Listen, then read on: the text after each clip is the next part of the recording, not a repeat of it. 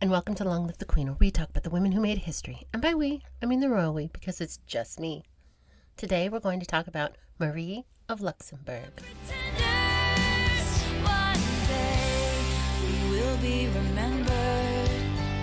Marie of Luxembourg was born in the year of our Lord, 1304. Her father was the Holy Roman Emperor. At the time of her birth, she had a 7-year-old brother, and a year after she was born, she was joined by her sister, Beatrice. When Marie was about 7 years old, her mother died while accompanying her husband on campaign. And just 2 years later, when Marie was 9, her father died of malaria, also on campaign. Her 16-year-old brother was now head bitch in charge, as the new king of Bohemia, and guardian of his younger sisters. The king is dead, long live the king. When Marie was about 10 years old, the king of France had his 3 daughter-in-laws investigated on charges of adultery. 2 of the princesses were sent into imprisonment, and the 3rd was put on house arrest. The oldest prince replaced his wife, but he died not long after. His son only lived for 5 days, and the 2nd prince became king. In 1317, the king of Hungary's wife died. The 29-year-old king of Hungary sent representatives to pick out a new bride. Would it be 13-year-old Marie or her sister, 12-year-old Princess Beatrice? But her brother, the 20-year-old king, was up for it. The king of Hungary's representatives picked out 12-year-old Princess Beatrice to be the next queen of Hungary, and she was sent away and married, becoming the queen of Hungary. Princess Beatrice was pregnant, immediately, unfortunately. Queen Beatrice didn't survive this delivery, and she died having her first baby at 12 or 13. Her baby was stillborn.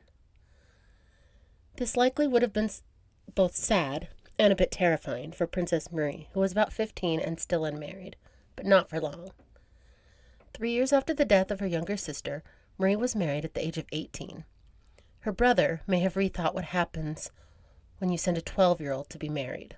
The 2nd prince of France had become king and died without sons, so now the 3rd prince was becoming the king of France. 18-year-old Marie was marrying the 28-year-old king of France, the youngest of the aforementioned 3 princes.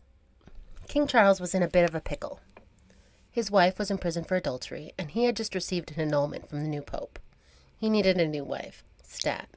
In the meantime, he commuted the sentence of his ex in prison for cheating. She was going to live out the rest of her days as a nun, but the rest of her days was only about 3 years. On the 21st of September, 1322, 18-year-old Princess Marie of Luxembourg married King Charles IV of France, and making a male heir with the king was her only expectation. But there was a lot of pressure. Her 28-year-old husband was the last legitimate male heir from the Capetian royal family. Okay, guys, here's spiderweb expert level, if you are a real dedicated listener. Princess Marie was marrying King Charles, whose late older brother had been married to Clementia of Hungary, who was in turn the sister of the king that Marie's sister had been married to, because everyone's related. And it really is a bit of a family wreath. Marie's sister-in-law had also been the sister-in-law of Marie's late sister. It's a small world. But back to Marie. She had dodged that Hungarian bullet. The following May, Marie was crowned Queen of France officially, and she was pregnant with her first baby right away. Later that year, the queen had her baby, a princess named Marie, who unfortunately died shortly after birth. Queen Marie was pregnant again, not long after.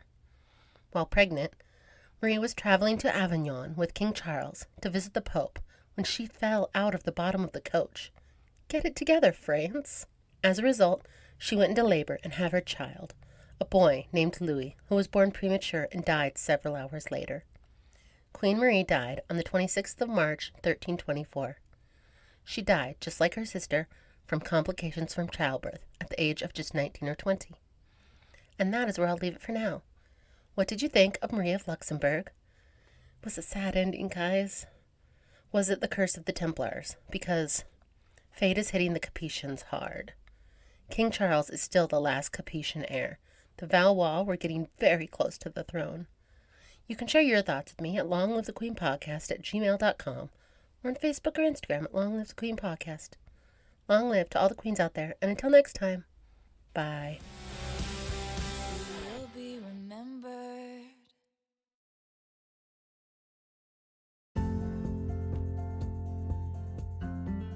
Thanks for listening.